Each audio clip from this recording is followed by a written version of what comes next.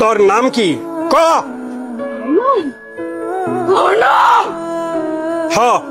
তোর নাম কি ক? কই থেকে আইসস? তেঁতুল গাছ থেকে আইসস? ক তুই পেতনি নাকি জিন?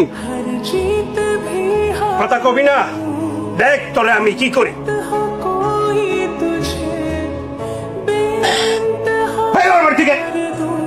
আরে ভাই তোমার লাগে তো আমি তোর আমার লাগে দাঁড়া তোর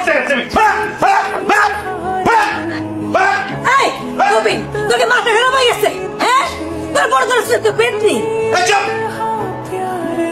মাথা আমার খারাপ হয় নাই, আমার বউরে আমি দেখবো না। কি হলো ওর কি হয়েছে? চলো তো ঘরে চলো তো। কবি আমি তাইলে আজ আপনারে সব সত্য কথা কইতেছি। সত্যি কথা? কি সত্যি কথা? আমি কোনোদিনও ভাবিনি এত কিছু করার পরও কোনো পুরুষ তার ঘরে আমার স্থান দিবে, কিন্তু আপনি দিচ্ছেন। সেই প্রথম থেকে দেখছি আপনি আমার বিশ্বাস করছেন। আমি এত কিছু করানোর পরও। তুমি এত কিছু করছো মানে?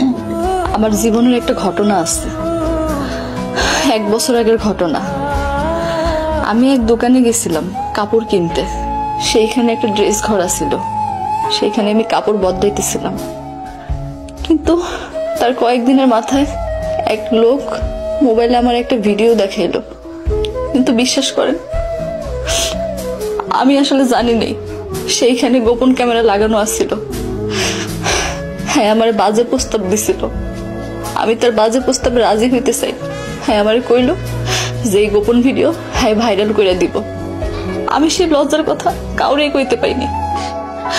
আমি অনেক চেষ্টা করছিলাম গলায় রশি দিয়ে মরে যেতে, কিন্তু পারিনি। তার কয়েকদিনের মাথায় শুনলাম সেই পোলা বিদেশ চলে গেছে। এরপর থেকে সেই পোলা আমার আর জ্বালাই নেই। কিন্তু কিন্তু কিন্তু কি? বিয়ের 2 দিন পর সেই পোলা দেশে ফিরে আসছে। সে আমার ফোনে থ্রেট দিল সে নাকি আমার বিয়ে করতে চায়। কিন্তু আমি তারে কইলাম আমার তো বিয়ে হয়ে গেছে, আমি তারে বিয়ে করবো কেমনে?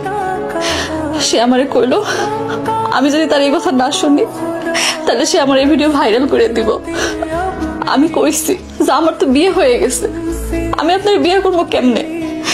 কিন্তু সে আমারে তখন পেতনি সাজনের বুদ্ধি দেয়, আর সে দূর থেকে যা কয় আমি তাই করি। আমি পেতনি জানলে আপনি আমারে তালাক দিবেন, আর তখন সে আমারে বিয়ে করবে। তার মানে তুমি এতদিন যা করছো সবই অভিনয়? সব অভিনয়। আমি আসলে পেতনি না, আমি রক্ত মাংস করা মানুষ।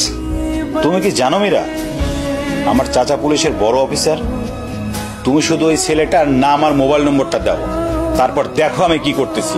ওরা যদি সারা জীবনের মতো আমি জেলের ভাত না খাওয়াই তাহলে আমার নামও কবির না। ও হইল আমার গ্রামের কাশিম মিয়ার বড় পোলা সাব্বির।